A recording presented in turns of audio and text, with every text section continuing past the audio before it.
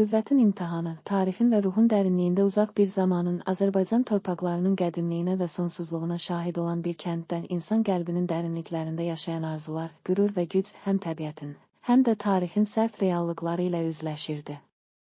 Bu kənd Əzəmətabad adlandırılırdı. Dağların ətəyində, geniş düzlüklərin və axar çayların qoynunda yerləşən bu yer, illərin tozunu üzərində daşıyan daş evləri və sakit insanları ilə həm mülayim, həm də sərt bir həyat ritminə sahib idi.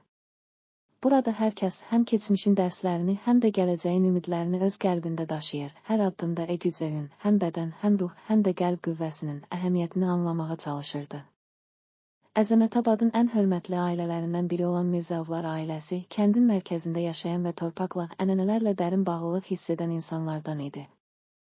Ailənin başçısı Mirzə Rza bəy, gəncliyindən bəri qazandıqları və qazanmaq üçün mübarizə apardıqları həyatın hər çətinliyinə qarşı dayanıqlığı və gücü ilə tanınırdı.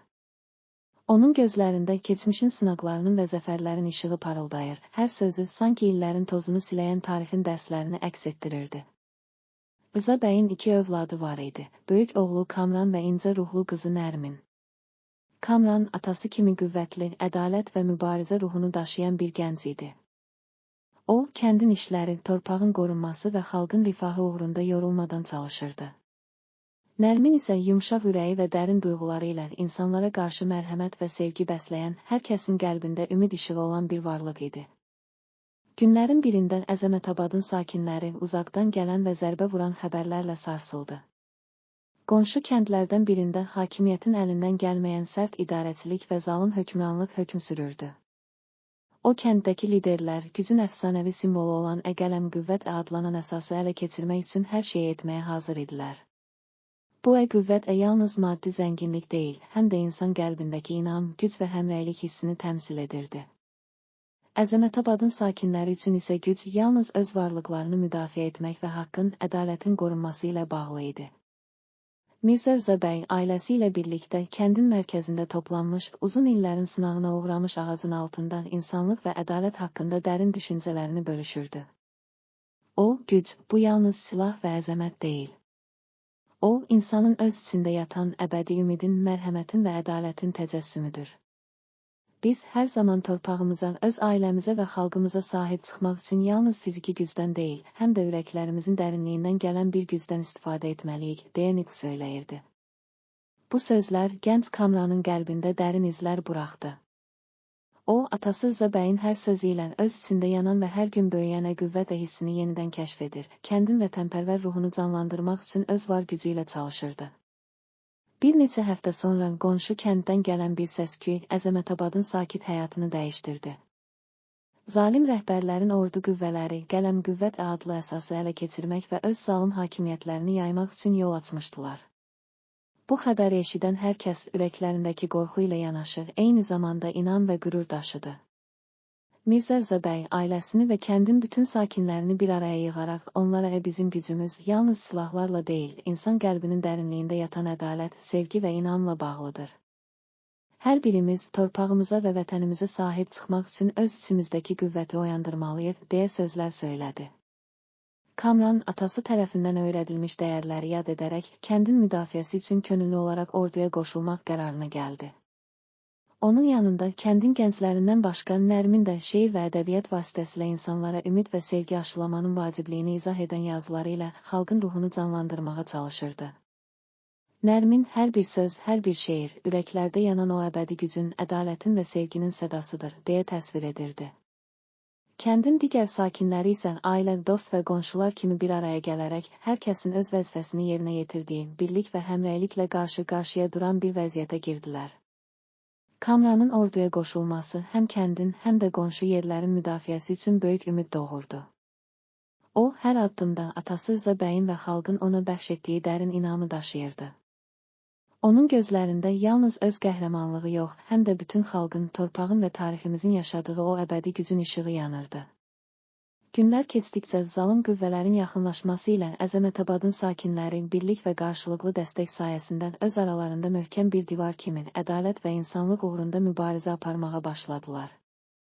Hər kəs o sərt və ağır günlərdə öz içində yatan qüvvəti həm fiziki, həm də ruhani olaraq ortaya qoymağa çalışırdı.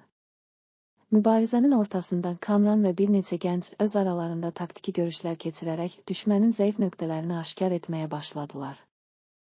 Onlar torpağın hər bir küncündə, kəndin qədim yollarında və çay kənarlarında ədalətin və insanlıq sədasını daşıyan kiçik detallar tapırdılar. Kamran, bizim ən böyük silahımız, qəlbimizdəki inam və sarsılmaz ümiddir. Düşmənin bizi bölməyən, qorxutmağa çalışdığı anlarda biz öz aramızda bir-birimizə olan bağları gücləndirərək bir xalq kimi ayağa qalxacağıq deyə sözlərini vurğulayırdı. Bu sözlər kəndin hər küncündə, hər ailənin qəlbində sanki əbədi bir nişanə kimi əks-səda verirdi. Nərmin isə kəndin çay kənarında, sərin axan suların yanında şeir yazaraq insanların ürəklərində yanan o ümid işığını daha da parlaq hala gətirirdi. Onun şeirləri həm keçmişin acısını, həm də gələcəyin ümidini bir araya gətirən dərin və incə hisslərlə yazılmışdı. Güc, deyirdi o, sözlərdə, davranışlarda, sarsılmaz inamda və hər kəsin qəlbində yatan o əbədi işıqda gizlidir.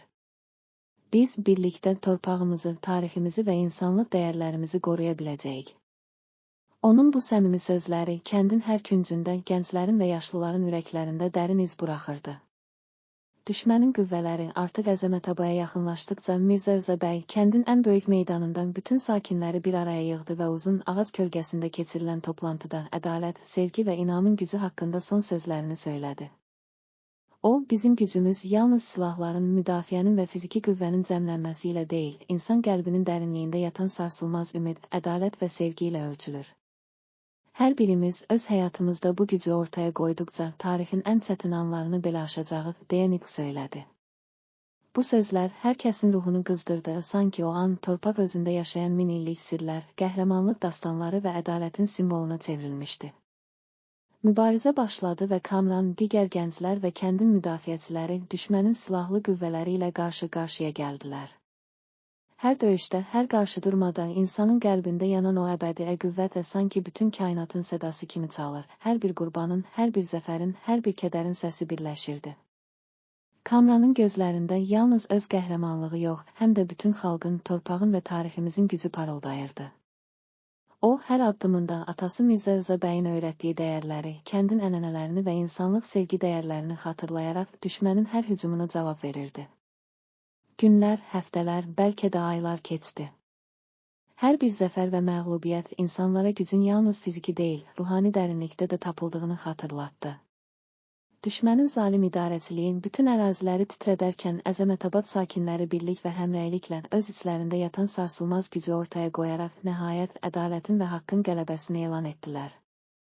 O gün torpaq sanki min illərin acısının, qürurunu və ümidini daşıyan bir şahid kimi insanlara bizim gücümüz, bizim qəlbimizdədir, deyə fısıldayırdı.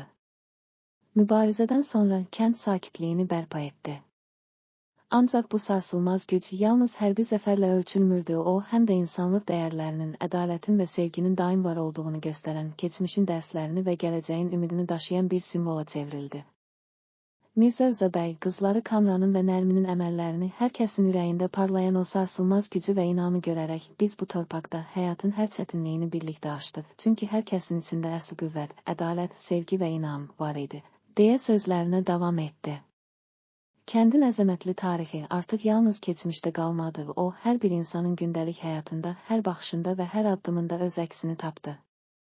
Əzəmətabad sakinləri torpaqlarının dəyərlərini və tarixlərini qorumaq üçün gələcək nəsillərə bu əzəmətli gücün sirrini və onun sarsılmaz dəyərini öyrətməkdə davam etdilər. Nərmin yazdığı şeirlərlə kəndin meydanlarında, məktəblərində və evlərində insanlara gücün təkcə bədən gücü deyil, həm də ruhun, qəlbin və insanlıq dəyərlərinin bir cəmlənməsi olduğunu çatdırdı. Onun sözləri sanki hər kəsin ürəyində yanan və əsla sönməyən bir işıq kimi parıldadı. Beləliklə, Qüvvətin imtahanı, tarixin və ruhun dərinliyində adlı bu nağıl, Əzəmətabadın tarixinin, xalqın və insan qəlbinin sarsılmaz ümidinin canlı şahidi olaraq min illərin öyrətdiyi kimi hər zaman yaddaşlarda və ürəklərdə qalacaq. Hər kəs bilir ki, ən böyük güc, ən əzəmətli qüvvət, insanın öz içində ədalət, sevgi və inamın dərinliyində gizlidir. Bu hekayə təkcə bir mübarizənin, bir xalqın zəfərinin dastanı deyil, həm də insanın öz varlığının, qəlbindəki sarsılmaz qüvvət kəşf etdiyi və onu yaşatdığı əbədi bir miras idi. Və beləliklə, Əzəmətabadın sükutlu yollarında hər səhər günəşin ilk şüaları ilə aydınlanan torpaqda, insan qəlblərində yanan o əbədi işıq, sevgi, ədalət və inam, nəsildən nəsilə ötürülərək, bu kəndin və bütün xalqın gələcəyinə ümid və güc qatdı. Tarixin tozlu səhifələri arasında hər bir zəfər, hər bir dərs və hər bir duyğu insanın öz içindəki əsli gücün, o sarsılmaz qüvvət təcəssümü kimi gələcək nəsillərə yol göstərməyə davam etdi.